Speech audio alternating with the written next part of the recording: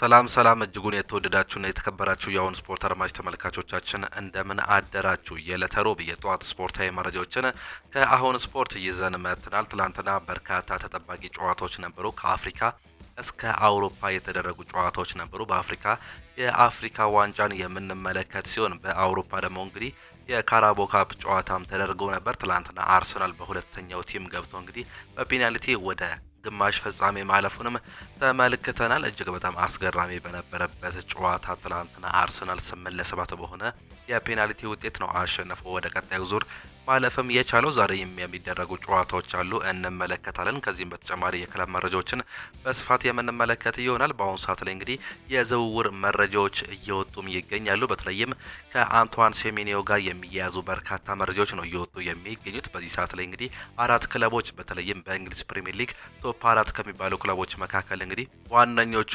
እየተከተሉት እንደሚገኙ ነው መረጃዎች እየተመለከትን የምንገኘው። ሊቨርፑል፣ ማንቸስተር ሲቲ፣ ማንቸስተር ዩናይትድ እንዲሁም ትናንትና ደግሞ ቼልሲ እንደተቀላቀለ እየሰማን እንገኛለን። ስለሱ የምናነሳቸው መረጃዎች አሉ። በማንቸስተር ዩናይትድ በኩል ስለ አሰልጣኝ ሩበን አሞሪም ከሚያነሳቸው መረጃዎች እንዲሁም ደግሞ ስለ ዝውውሮች ከሚያነሳቸው ነገሮች ጋር የምንመለከት ይሆናል። ሊቨርፑል ቤት፣ ቼልሲ ቤት እንዲሁም ደግሞ ሌሎች የክለብ መረጃዎችን በስፋት የምናቀርብ ነው የሚሆነው። ከእናንተ የሚጠበቀው ሰብስክራይብ በማድረግ የቤተሰባችን አባል እንዲሆኑ ጋብዛችኋለን። ላይክ በማድረግ ደግሞ እንድታበረታቱን ነው የምንጠይቃቸው። ሁሌም አዳዲስና ትኩስ ስፖርታዊ መረጃዎችን ለማግኘት አሁን ስፖርት ምርጫቸው ይሁን ነው የምንለው። እኛ ቀጥታ ወደ ፕሮግራሞቻችን አለፍን።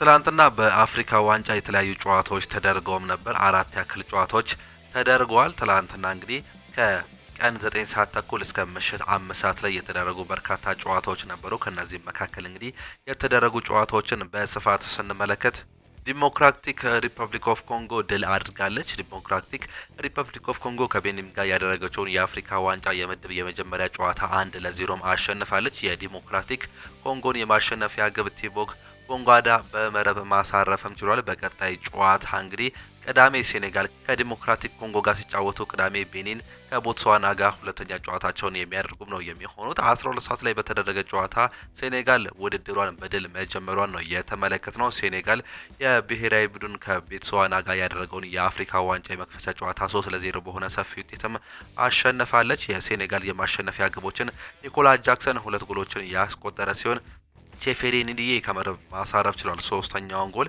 ኒኮላስ ጃክሰን ለሴኔጋል ባደረጓቸው ያለፉት 4 ጨዋታዎች 6 ጎሎችን አስቆጥሮ 1 ለግብ የሚሆን ኳስ አመቻችተው ማቀበልም ችሏል። በቀጣይ ጨዋታ እንግዲህ ቅዳሜ ሴኔጋል ከዲሞክራቲክ ሪፐብሊክ ኦፍ ኮንጎ ጋር ሲጫወቱ፣ ቤኒን ከቦትስዋና ጋር የሚጫወቱበት ጨዋታ ሌላኛው እጅግ በጣም ተጠባቂው ጨዋታ ነው። እንዲሁም ደግሞ ምሽት ላይ የተደረገ ጨዋታም ነበር። ናይጄሪያ ከታንዛኒያ ጋር ያደረጉትን ጨዋታ ናይጄሪያ 2-1 በሆነ ውጤት ማሸነፍም ችሏል። ሴሚ አጄሪ እንዲሁም ደግሞ አዲሞላ ሉክማን 2 ጎሎች ያስቆጠሩ ተጫዋቾችም ነበሩ። ምባዋ ብቸኛዋን ጎል ለታንዛኒያ ያስቆጠረው ሌላኛው ተጫዋችም ነበር። ምሽት 5 ሰዓት ላይ ደግሞ ቱኒዚያ ከዩጋንዳ ያደረጉትን ጨዋታ ቱኒዚያ 3-1 በሆነ ውጤት ያሸነፈች ሲሆን ኤሊያስ ሼሪ አቹሪ 2 ጎሎችን ያስቆጠሩ ተጫዋቾችም ናቸው። ኦሜዲ ብቸኛዋን ጎል ኡጋንዳ ያስቆጠረ ተጫዋች መሆኑን ነው መመልከትም የቻለው። ዛሬም የሚደረጉ የአፍሪካ ዋንጫ ተጠባቂ ጨዋታዎች አሉ። ቀን 9 ሰዓት ተኩል ላይ ቡርኪና ፋሶ ከኢኳቶሪያል ጊኒ ጋር ይጫወታሉ። 12 ሰዓት ላይ አልጄሪያ ከሱዳን፣ ምሽት 2 ሰዓት ተኩል ላይ ኮት ዲቫር ከሞዛምቢክ እንዲሁም ምሽት 5 ሰዓት ላይ ካሜሮን ከጋቦን ጋር የሚያደርጉት የአፍሪካ ዋንጫ ተጠባቂ ጨዋታዎች ናቸው። ሌላኛው ትላንትና አንድ ተጠባቂ ጨዋታ ነበር። በካራቦ ካፕ የሩብ ፍጻሜ ጨዋታ አርሰናል ከክሪስታል ፓላስ ጋር ያደረጉት ተጠባቂም ጨዋታ ነበር። አርሰናል እንግዲህ በፍጹም ቅጣት ምት 8-7 በሆነ ውጤት አሸንፎ ወደ ቀጣዩ ዙር ማለፍም ችሏል። ትላንትና 1-1 በሆነ ውጤት መደበኛው ደቂቃ መጠናቀቁን ተከትሎ እንግዲህ ወደ ግማሽ ፍጻሜው ለማለፍ እንግዲህ ወደ ፔናልቲም አምርተውም ነበር። ትላንትና በሜዳውና በደጋፊዎች ፊት የተጫወተው አርሰናል በሁለተኛው ቲም ነው መግባትም የቻለው። በረኛውን ኬፓ አሪዛባላጋን ትላንትና ወደ አሰላለፍ ይዞ ማምጣትም ችሏል። እንዲሁም ደግሞ በመከላከል ቦታ ላይ ሉዊስ ስኬሊ፣ ሪካርዶ ካላፊዮሪ፣ ዊሊያም ሳሊባ እንዲሁም ደግሞ ጁሊያን ቲምበርን ነው አጣምሮ መግባትም የቻለው። ከጉዳት የተመለሰው ዊሊያም ሳሊባ ትላንትናም እንግዲህ ወደ ቤስት 11 መምጣት የቻለም ተጫዋች ነው። በአማካይ ቦታ ላይ ሚኬል ሜሪኖ፣ ክሪስቲያን ኖርጋርድ እና ኤቨሬቺ ኤዜን ያጣመረ ሲሆን በአጥቂ ቦታ ላይ ጋብሪኤል ማርቲኔሊ፣ ጋብሪኤል ጂሰስ እና ኖኒ ማዴኬ ተጣምረው የገቡበትን አጋጣሚ ትላንትና ተመልክተንም ነበር። በመጀመሪያው አጋማሽ እንግዲህ 0-0 በሆነ ውጤት እንዲሁ ማጠናቀቅም ችሏል። ጎሎች የተቆጠሩት ከ80ኛው ደቂቃ በኋላም ነበር። በ80ኛው ደቂቃ ላይ አርሰናል ያገኛትን የኮርና ኳስ እንግዲህ ላክሮይስ በራሱ ግብ ላይ ማስቆጠሩን ተከትሎ 1-0 መምራትም ቻሉ። ነገር ግን ካፒቴኑ ማርክ ጉይ በ95ኛው ደቂቃ ላይ ሊጠናቀቅ ሽርፍራፊ ሰከንዶች ሲቀራቸው በማስቆጠር አቻ ማድረግም ችሎም ነበር። ትላንትና አርሰናሎች በፍጹም የጨዋታ የበላይነት ነው እንግዲህ ትላንትና ጨዋታውን ማጠናቀቅ እየቻሉት 69% ቦል ፖሰስ ማድረግም ችለዋል። 25 ሙከራዎችን ያደረጉ ሲሆን 7 ኦን ታርጌቶችም ነበሩ። በክሪስታል ፓላስ በኩል 31% ብቻ ነው ቦል ፖሰስ ማድረግም እየቻሉት። በመልሶ ማጥቃት ለመጠቀም ሲሞክሩም ተመልክተንም ነበር። 8 ሙከራዎችን አድርገው አንድ ኦን ታርጌት ብቻ በጨዋታው ላይ ማስመዝገብም ችለዋል። ወደ ፔናልቲ ሲያመሩ እንግዲህ 8-7 በሆነ ውጤት ነው ማጠናቀቅም የቻሉት።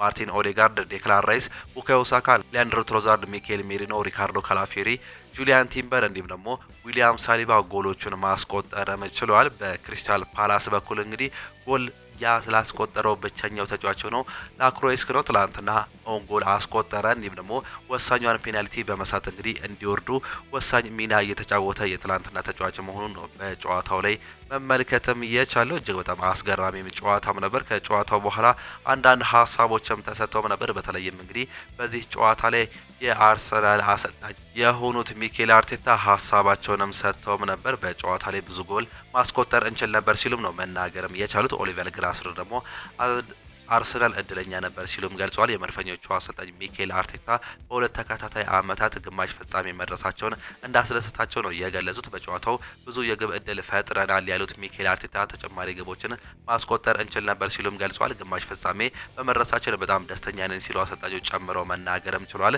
ለነበረው የስቴዲየም ድባብ ደጋፊውን ያመሰግኑት አሰልጣኝ ሚኬል አርቴታ ለሁላችንም መልካም ነበር፣ እጅግ በጣም ደስ የሚል በዓል ይሁንላችሁ፣ መልካም አዲስ ዓመት ሲሉ ምኞታቸውንም ገልጿል። የክሪስታል ፓላሱ ዋና አሰልጣኝ ኦሊቨር ግራስነር በበኩላቸው ግብ ጠባቂው ቤኒቴዝ ጨዋታው ላይ እንድንቆይ አድርጎናል ሲሉ ሀሳባቸውንም ሰጥተዋል። አክለውም ሲገልጹም እንግዲህ ሀሳባቸውንም ሲሰጡ በመለያ ምቱ ወቅት ግን ለአርሰናል እጅግ እድለኛ ነበሩ ሲል ሀሳባቸውን መስጠታቸውን ነው እየተመለከትን የምንገኘው። ትላንትና ሳሊባ ሀሳቡን ሲሰጥ ለፍጻሜ መድረስ እንፈልጋለን ሲልም ተናግሯል። የመድፈኞቹ ተከላካይ ዊሊያም ሳሊባ ቡድናቸው ለግማሽ ፍጻሜ መድረሱ መደሰታቸው ከጨዋታው በኋላ የተናገሩ ሲሆን ቡድኑ ካለፈው ዓመት መማር አለበት ሲል ያሳሰበው ሳሊባ ምክንያቱም አምና በግማሽ ፍጻሜው ሁለቱንም ተሸንፈን ነበር ሲልም ይገልጻል። ስለዚህ በዚህ ዓመት ሁሉንም ጨዋታዎች ማሸነፍ እንፈልጋለን፣ ለፍጻሜ መድረስ እንፈልጋለን ሲልም ዊሊያም ሳሊባም ይናገራል። ቡድኑ ለድል ያበቁ መለያ ምቶች ያዳነው ግብ ጠባቂው ኬፓ አሪዛባላጋ በበኩሉ በመጨረሻው ደቂቃ ግብ እንዲያስተናግድ እንዲሁም ደግሞ መሻሻል አለብን ሲል ሀሳብ መስጠቱን ነው እየተመለከትን የምንገኘው። ትላንትና አርሰናል ማለፉን ተከትሎ በግማሽ ፍጻሜው በለንደን ደርቢ ከቼልሲ ጋር የሚገናኝ ሲሆን ሌላኛው ደግሞ ማንቸስተር ሲቲ ከኒውካስል ጋር የሚያደርጉት ተጠባቂ ጨዋታም አለ። ይህ እንግዲህ ትላንትና የተደረጉ ተጠባቂ ጨዋታዎች እንደነበሩ ነው መመልከትም የቻለው። ወደ ቀጣይ ዜናዎች ደግሞ ስናልፍ ቪክተር ዮከረስ ሀሳቡንም ይሰጣል። ማንኛውም የእግር ኳስ ተጫዋች እንደዚህ አይነት የውድድር ዘመን ማሳለፍ ይችላል። ባለፉት ጥቂት ሳምንታት ውስጥ አሳልፍ ያለው ሲል ሀሳቡንም ነው እየሰጠም የሚገኘው። ጨዋታዎችን አሸንፈናል፣ እንዲሁም ደግሞ እዚህ ስለሆነ በጣም አስፈላጊው ነገር ነው በሜዳ ላይ አስተዋጽኦ ማድረግ እንዲሁም ከራሴ የሚጠበቅብኝን ግዴታ ማከናወን ነው ሲል ይናገራል። እያንዳንዱ ጨዋታዎች ፈታኝም ናቸው፣ እንዲሁም ደግሞ ያሉትን እድሎች በአግባቡ ለመጠቀም የተቻለኝን ሁሉ አድርጋለሁ ሲልም ሀሳቡን ይሰጣል። ጥሩ እንቅስቃሴ እያሳየው ነው ብዬም አስባለሁ፣ ነገር ግን አሁንም ፈተና ውስጥ ነኝ ሲል ሀሳቡንም ይሰጣል። ቪክተር ዮከረስ በሌሎች ቡድኖች ላይ ሳይሆን ተጽዕኖ ልናሳድርባቸው በምንችለው ነገሮች ላይ እናተኩራለን ሲል ሀሳብ መስጠቱን ነው የተመለከት ነው። ማንቸስተር ዩናይትድ ጣሪያውን ሊጠግን እንደሆነ እየተገለጸም ይገኛል። ማንቸስተር ዩናይትድ የኦልድ ትራፎርድ ስቴዲየም የፍሳሽ ማስወገጃ ስርዓቱን ለማሻሻል ማቀዱ ነው እየተገለጸው። በተጨማሪም የማፊያሶን የስቴዲየሙን የጣሪያ ክፍል በዘላቂነት ለመጠገን በመስራት ላይ መሆኑ በአሁኑ ሰዓት ላይ እየተገለጸም ይገኛል። የተቀያሪ መቀመጫው ቦታ በተመሳሳይ የአውሮፓ እግር ኳስ ማህበርን መስፈርት ለማሟላት እንደሚዘምንም ነው እየተገለጸ የሚገኘው። ክለቡ አዲስ ስቴዲየምን የመገንባት እቅድ ቢኖረውም የክለቡ አስተዳደር ኦልድ ትራፎርድ አሁንም ደረጃውን የጠበቀው ሆኖ እንዲቀጥል እንደሚፈልጉ ነው መረጃዎች እያሳዩም የሚገኙት። ሌላኛው ዩናይትድ ለአንቷን ሴሜኖ አጫውቱን እየቀየራለም እየተባለም ይገኛል። ማንቸስተር ዩናይትድ አንቷን ሴሜኖን ከበርንሞዝ ለማስፈረም ከፍተኛ ጥረት በማድረግ ላይ መሆናቸው እየተገለጸም ይገኛል። በዚህም የተነሳ እንግዲህ አሰልጣኝ ሩበን አሞሪም እንግዲህ የተጫዋቹን ትልቅ አድናቂ መሆናቸውን ፋብሪዚዮ ሮማኖ እንዲሁ እየገለጸም ይገኛል። አሰልጣኝ ሩበን አሞሪም ከዚህ በፊት የሃይማኖት አባላት እንኳን አጫዋቴን ማስቀየር አይችሉም፣ በራሴ ነው የመጫወተው በማለት ተናግረው እንደነበር ይታወቃል። ምናልባትም ግን ይህ ተጫዋች የሚመጣ ከሆነ አጫዋታቸውን የመቀየር እድል እንዳላቸው ነው እየተገለጸም የሚገኘው። ይህ ተጫዋች እንግዲህ በበርካታ ክለቦች እየተፈለገም ይገኛል። ቼልሲ አንቷን ሴሜኒዮን ለማስፈረምም ጠይቋል የሚሉ መረጃዎች በስፋት እየወጡም ይገኛሉ። የምዕራብ ለንደኑ ክለብ ቼልሲ የበርንማውዙን ተጫዋች አንቷን ሴሜኒዮን ማስፈረም እንደሚፈልጉ እየተገለጸም ይገኛል። ሰማዮቹ የተጫዋቹን ተወካይ አግኝተው ስለ ዝውውሩ ሁኔታውን ማናገራቸው እየተገለጸም ይገኛል። ቼልሲዎች ተጫዋቹን ለማስፈረም ከሌሎች ታላላቅ ጠንካራ ፉክክር እየጠብቃቸዋል እየተባለም ይገኛል። ማንቸስተር ዩናይትድ፣ ማንቸስተር ሲቲ ባለፉት ቀናት ተጫዋቹን ለማስፈረም ወኪሎቹን እያነጋገሩ መሆኑን እንዲሁ ዘ አትሌቲክስ ያስነብበው ሌላኛው መረጃ ነው። በአሁኑ ሰዓት ላይ ይህ መረጃ በስፋት እየተመለከተም እንገኛለን። ቼልሲ አንቷን ሴሜኒዮን ከማንቸስተር ክለቦች ለመንጠቅ እየሞከረ ነው። ተጫዋቹ የማንቸስተር ክለቦችን አወዳድረው አንድ ቀን ካለፈ በኋላ ቼልሲ ሰኞ ምሽት ድርድርም አድርጓል።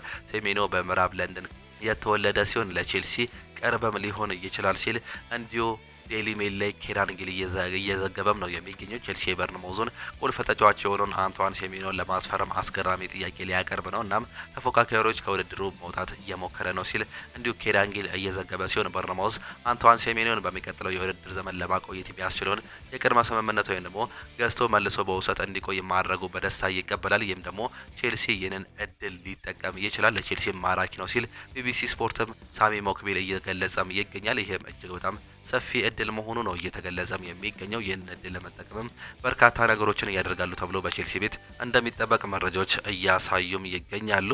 እነዚህ አምስቱ ክለቦች ሊቨርፑል፣ ማንቸስተር ሲቲ፣ ማንቸስተር ዩናይትድ፣ ቼልሲ እና ቶተንሃም በበርንማውዝ ክለብ ላይ ፍላጎት ካሳዩ ክለቦች መካከል አንደኞቹ ናቸው። ወደፊት ህይወቱን የመወሰን ሂደቱ ጀምሯል ሲል እንዲሁ እየገለጸም ይገኛል። ሳሚ ሞክቤል ሲገልጽም ሁሉም ክለቦች ያቀረቡት የደሞዝ ዋጋ ተመሳሳይ እንደሆነም ይነገራል። ተጫዋቹ ለስፖርት ፕሮጀክት ቅድሚያም ይሰጣል፣ ሴሜኒዮ ፈጣን ውሳኔም ያደርጋል ተብሎ ይጠበቃል ሲል ቢቢሲ ላይ ሳሚ ሞክቤል እየገለጸ ሲሆን ሁለቱ የማንቸስተር ከተማ ክለቦች እንዲሁም ሊቨርፑል እና ሁለቱ የለንደን ክለቦች ቶተንሃም እና ቼልሲ የዚህ ተጫዋች ፈላጊም ሆኖ ብቅ ብሏል። በዚህ ጥር ላይ የዝውውሩ መስኮት ላይ ፋብሪዚዮ ሮማኖ እንደገለጸው ከሆነ ከባድ ፉክክር በእነዚህ ታላላቅ ክለቦች ይደረጋል ተብሎ ይጠበቃል። በአሁኑ ሰዓት ላይ ከሚሰሙ ዋነኛ መረጃዎች መካከል ራሱን ለሲቲ ሊያቀርብ ይችላል ወይም ደግሞ ወደ ሲቲ እያዘመነም ይገኛል የሚሉ መረጃዎች በትላንትናው ምሽት ላይ መረጃዎች እየሰማን ሲገኝ፣ ነገር ግን ሁሉም ፉክክር ላይ ይገኛሉ ተብሎም ይጠበቃል። ምንም እንኳን ማንቸስተር ዩናይትድ በክረምት የዝውውር መስኮት ብሪያን ምቤሞን ካስፈረሙ በኋላ ዝውውሩን አቁመዋል ተብሎ ቢነገርም በአሁኑ ሰዓት ላይ እንደ አዲስ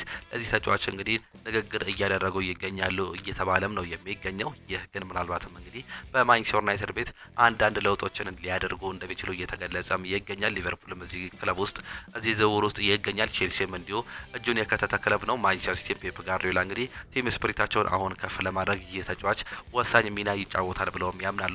የተጫዋቹ አጫወት ደግሞ በፔፕ ጋርዲዮላ ስር ተወዳጅ ነው የሚሉ መረጃዎችንም እየሰማን ነው የምንገኘው። ክሎፕ ሀሳባቸውን ይሰጣሉ። የሳላህ አስተሳሰብ ከሮናልዶ ጋር ተመሳሳይ ነው ሲሉ ነው እየገለጹ የሚገኙት። ጀርመናዊ አሰልጣኝ የርገን ክሎፕ ሞሐመድ ሳላህ ለተጨማሪ በርካታ ዓመታት ይጫወታል የሚል እምነት እንዳላቸው እየገለጹም ይገኛሉ። ሳላህ አስተሳሰብ ከክርስቲያኖ ሮናልዶ ጋር አስተሳሰብ ጋር አንድ አይነት ነው ያለው እሱ በግለሰብ ደረጃ እጅግ በጣም ታዋቂ ሰው ነው፣ እንዲሁም ደግሞ እጅግ በጣም ጥሩ ሰው ነው። በርካታ ነገሮችን ለመለወጥ የሚሰራም ሰው ነው። እንዲሁም አስተሳሰቡ ከሞሐመድ ሳላህ እንዲሁ ከሮናልዶ ጋር ይመሳሰላል ሲሉም ገልጿል። አክለው ሞሐመድ ሳላህን ለሚቀጥሉት 5 ወይም ደግሞ 6 ዓመታት ሜዳ ላይ ማየት እችላለሁ፣ ይህም እንግዲህ እንደ ክርስቲያኖ ሮናልዶ ያለ አስተሳሰብ አለው ሲሉ መግለጻቸውን ነው እየተመለከተን የምንገኘው። ምንም እንኳን ከሊቨርፑል ጋር ያለው ቁርሾ በአሁኑ ሰዓት ላይ ረገብ ያለ ቢሆንም በአፍሪካ ዋንጫ ላይ ይገኛል። ይህም እንግዲህ ምናልባትም በርካታ ለውጦችን ያደርጋሉ የሚል እምነት እንዳላቸው ነው እየገለጹ የሚገኙት።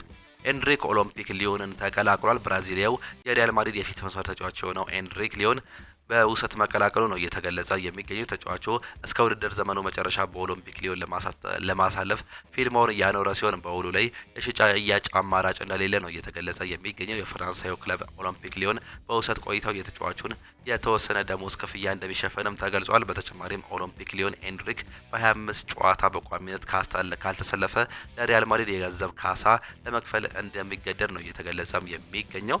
ሌላኛው ፋብሪዚዮ ሮማኖ ይዞት የወጣውን መረጃ ስንመለከት ሪያል ማድሪድ ፍራንኮ ማሳንቱኖን በውሰት ውል ጥር ላይ ይለቃል የሚባለው መረጃ ከእውነት የራቀ ነው ሲልም ይገልጻል። ተጫዋቹ አሁንም ጥሩ አካል ብቃት ለመመለስ እየሰራ ቢሆንም ክለቡም ሆነ አሰልጣኙ በሙሉ እምነት እንዳላቸው ነው እየተገለጸም የሚገኘው። ይህ የሚሆነው በሚቀጥሉት ጊዜያት እንዲሁ በስፋት የምንመለከት ይሆናል ሲል መረጃዎች በስፋት እየተመለከተን እንገኛለን። በዚህም ፍራንኮ ማስታንቱኖ የመልቀቅ እድሉ እጅግ በጣም ጠባብ ነው ሲልም እየገለጸም ይገኛል። ከማንቸስተር ዩናይትድ ጋር አንዳንድ መረጃዎችን ስንመለከት እንግዲህ በማንቸስተር ዩናይትድ ቤት በአሁኑ ሰዓት ላይ ከሚሰሙ መረጃዎች መካከል በተለይም ከአንቷን ሴሜኒዮ ጋር የሚያያዙ በርካታ መረጃዎች አሉ። የተጫዋች ከበርነሞዝ የመልቀቅ እድሉ ሰፊ እንደሆነም ይታወቃል። በዚህ በጥር የዝውውር መስኮት በአንቶኒዮ ሴሜኒዮ ጉዳይ ያለው የውል ማፍረሻ ሊተገበር የሚችለው በጃንዋሪ ወር የመጀመሪያዎቹ 10 ቀናት ብቻ መሆኑን እየተገለጸም ነው የሚገኘው። ይህም ነገር እንግዲህ ምናልባትም የሚገለጽበት ዋነኛው ምክንያት ተጫዋቹ በጥር የዝውውር መስኮት ከበርነሞዝ የመውጣት እድሉ እየጨመረ መጥቷል ሲል ቤን ጃኮብስ እየዘገበም ይገኛል። ይህን ተጫዋች ማንቸስተር ዩናይትድ፣ ማንቸስተር ሲቲ እንዲሁም ሊቨርፑል እየፈለጉት የሚገኙ ተጫዋች መሆኑም ይታወቃል። በርነማውዞች እንግዲህ ለማንቸስተር ዩናይትድ እና ለማንቸስተር ሲቲ ራሳቸውን ይህን ተጫዋች ማቅረባቸው የሚታወስ ጉዳይ ነው። ይሁም ቤን ጃኮብስ አሁንም ዳግም ይህንን ነገር እያነሳም ይገኛል። ማንቸስተር ዩናይትድ በጆሹዋ ዚርክዚ የወደፊት እጣ ፈንታ ላይ የሚወሰውን ማንኛውም ውሳኔ እስከ ጥር ወር መጨረሻ ድረስ ለማዘግየት መዘጋጀታቸው ነው እንዲሁ ሮብ ዳውሰን እየገለጸም ለሚገኘው። ለዚህም ሶስት ተጫዋቾች ለአፍሪካ ዋንጫ መሄዳቸው እንዲሁም ቡድኑ በጉዳት እየታመሰ መሆኑን ምክንያትም እየተጠቀሰም ይገኛል። በአሁኑ ሰዓት ላይ ከሚሰሙ ዋና መረጃዎች መካከል ጆሹዋ ዚርክዚ ከሮማ ጋር ስምምነት ላይ ደርሷል የሚሉ በርካታ መረጃዎች እየወጡም ይገኛሉ። ማንቸስተር ዩናይትድ ግን በአሁኑ ሰዓት ላይ እንደ አማድ ዲያሎ እንዲሁም ነው ብሪያን ምቤሞና ኑሴር ማዝራዊ ያሉ ተጫዋቾችን በአፍሪካ ዋንጫ ምክንያት ማጣታቸው እንዲሁም ደግሞ የብሩኖ ፈርናንዴዝ በጉዳት ምክንያት አለመኖሩን ተከትሎ የተጫዋች ለቲም ስፕሪት እንዲሁም ደግሞ ተቀይሮ የመግባት ቤንች ላይ የመቀመጥ እንዲሁም የመሰለፍ እድሉ እጅግ በጣም ሰፊ መሆኑን ተከትሎ የተጫዋች የመልቀቅ እድሉ ምናልባትም ሊጠብ የሚችልበት እድል እንዳለ እየተገለጸም ይገኛል። ይህም ምናልባትም ማንቸስተር ዩናይትድ እነዚህ ተጫዋቾች ከተመለሱ በኋላ ሊያጤንበት ይችላል። እንደ ሮማ ያሉ ክለቦች እንግዲህ 40 ሚሊዮን ፓውንድ ለዚህ ተጫዋች መመደባቸው ነው እየተገለጸ የሚገኘው። አሰልጣኝ ሩበን አሞሪም ካነሷቸው ሀሳቦች መካከል በጥር የዝውውር መስኮት ተጫዋቾችን የመግዛት ፍላጎት እንዳላቸው እየተገለጸም ይገኛል። ነገር ግን ጆሹዋ ዚርክዚ እንደዚህ አይነት ተጫዋቾች እንደ ኮቢ አይነት ደግሞ ከጉዳት የሚመለሱ ከሆነ ምናልባትም እድሎችን ሊፈጥሩ ወይም ደግሞ ሊመለከቱ የሚችሉበት እድል አሁንም እየተሰማም ይገኛል ሲል እየገለጸም ይገኛል። በቁጥር ከአምናው የተሻለው ማንቸስተር ዩናይትድን ስንመለከት ማንቸስተር ዩናይትድ በሜዳ ላይ እንቅስቃሴ ካምናው የተሻለ መሆኑ ቁጥሮች ይገልጻሉ። አምና ማንቸስተር ዩናይትድ በአማካይ በጨዋታ 53% ኳስ ተቆጣጥሮ እየጫወት ነበር። ዘንድሮ ግን 54.4% እንዲሁ ከፍ ማለቱም ይገለጻል። ባሳለፍነው አመት 1.2 ጎሎች በአማካይ በጨዋታ ያስቆጠር የነበረው ዘንድሮ በቁጥር 1.8 መድረሱ ነው እየተገለጸ የሚገኘው። በአምና በጨዋታ በአማካይ 4.6 ኢላማውን የጠበቁ ኳሶችን ይሞክር የነበረው ማንቸስተር ዩናይትድ በዚህ አመት ግን 5.7 ማድረሱ ነው የተገለጸው። ከነዚህ ቁጥሮች መካከል ለማንቸስተር ዩናይትድ መጥፎ ተብሎ የሚነሳው የቦል ፖዚሽን ወይም ደግሞ የጨዋታ ቁጥጥር ጉዳይ ነው። በዚህ አመት እንግዲህ የተሻለ መሆኑም ይገልጻል። ወደ 54.4% ከፍ ማድረግም ችሏል። ነገር ግን ማንቸስተር ዩናይትድ ኳስ በተቆጣጠረባቸው አብዛኞቹ ወይም 90% ጨዋታዎች ማለት ይቻላል ሽንፈትን አስተናግዷል። ያለፈው የአስቶን ቪላ ጨዋታ እንዲሁ ምስክርነት ወይም ደግሞ የቅርብ ጊዜ ትውስታችንም ጉዳይ ነው። ማንቸስተር ዩናይትድ ቦል ፖሰስ የሚያደርግ ከሆነ ወይም ደግሞ ጨዋታን ተቆጣጥሮ የሚጫወት ከሆነ የመሸነፍ እድሉ በዚህ አመት እየሰፋም ይገኛል። ከመጀመሪያ የእንግሊዝ ፕሪሚየር ሊግ ጨዋታ ጀምሮ ብናስታውስ ከአርሰናሉ ጨዋታ ጀምሮ ማለት ነው ማንቸስተር ዩናይትድ ቦል ፖሰስ ወይም ደግሞ ጨዋታን ተቆጣጥሮ የሚጫወት ከሆነ የመሸነፍ እንዲሁም ደግሞ አቻ የመውጣት እድሉ እጅግ በጣም ሰፊም ያደርገዋል። ይህም እንግዲህ ማንቸስተር ዩናይትድ የመጥፎ ሪከርዱ ብቸኛው ነው። ነገር ግን አብዛኞቹ ነገሮች እየተለወጡ እንደሆነ ነው እየተገለጸ የሚገኘው። ሌላኛው ክለቡ በሜሰን ማውንት ደስተኛ መሆኑም እየተገለጸም ይገኛል። አሰልጣኝ ሩበን አሞሪም እንዲሁም ማንቸስተር ዩናይትድ ሜሰን ማውንት በዚህ የውድድር ዘመን እያሳየ በሚገኘው አቋም እጅግ በጣም ደስተኛ መሆናቸው ተገልጿል። ተጫዋቹ በጥር የዝውውር መስኮት ምንም ያቀደው የለም፣ ሙሉ ትኩረቱ ክለቡ ማንቸስተር ዩናይትድ ላይ ብቻ ነው ሲል እንዲሁ እየተገለጸም ይገኛል። ክለቡም ተጫዋቹን አቅሙን በማሻሻል በእንግሊዝ የዓለም ዋንጫ ስብስብ ውስጥ ቦታ ለማግኘት እንደሚችል ሙሉ እምነት እንዳላቸው ነው እየተገለጸ የሚገኘው። ባለፉት ተከታታይ ጨዋታዎች ላይ ጥሩ እንቅስቃሴ እያሳየ የሚገኘው እንዲሁም በዚህ አመት ደግሞ በርካታ ጨዋታዎች ላይ የተሰለፈ የሚገኘው ሜሰን ማውንት ከጉዳት ነጻ ሲሆን እጅግ በጣም ጥሩ እንቅስቃሴም እያሳየም ይገኛል። ይህም እንግዲህ በዚህ ዓመት በርካታ ለውጦችን ያሳየ እጅግ በጣም አስገራሚ ተጫዋች ነው ሲሉ እየገለጹም ይገኛሉ። ማንቸስተር ዩናይትድም በዚህ እንግሊዛዊ ተጫዋች እጅግ በጣም ደስተኞችም ናቸው።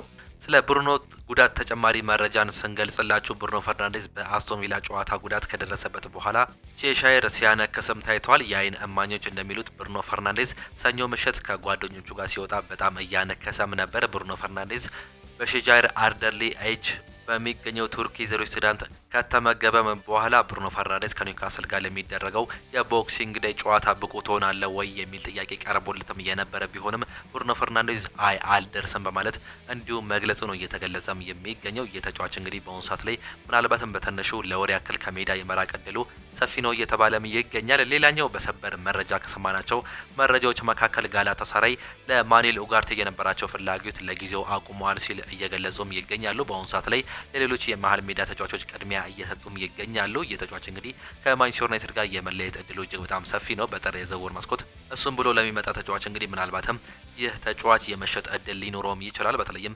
በፋይናንሻል ፌር ፕሌይ ማንቸስተር ዩናይትድ እንዳይቸገር እንደዚህ አይነት ተጫዋቾችን የመሸጥ ከፍተኛ እድል እንዳላቸው እየተገለጸም ይገኛል። ማኑኤል ኡጋርቴ ግን በአሁኑ ሰዓት ላይ የጋላታሳራይ ፍላጎትም ዝቅ ማለቱም እየተገለጸም ይገኛል። ማንቸስተር ዩናይትድ በዚህ ዓመት ብዙ ጎል የሚሆኑ እድሎችን በማባከን ሶስተኛ ደረጃ ላይም ተቀምጧል። ማንቸስተር ዩናይትድ በዚህ የውድድር ዓመት ብዙ እድሎች መፍጠር በቻላቸው እንዳለ ሆኖ በማባከንም በዛው ልክ ከቀዳሚዎቹ ተርታ ላይ ይገኛል። በዚህ የውድድር ዓመት በ17 ጨዋታዎች ቡድናቸው 31 ያለቀላቸው እድሎችንም አባክነዋል። ይህም ከሊጉ ሶስተኛው ቡድን ያደርጋቸዋል።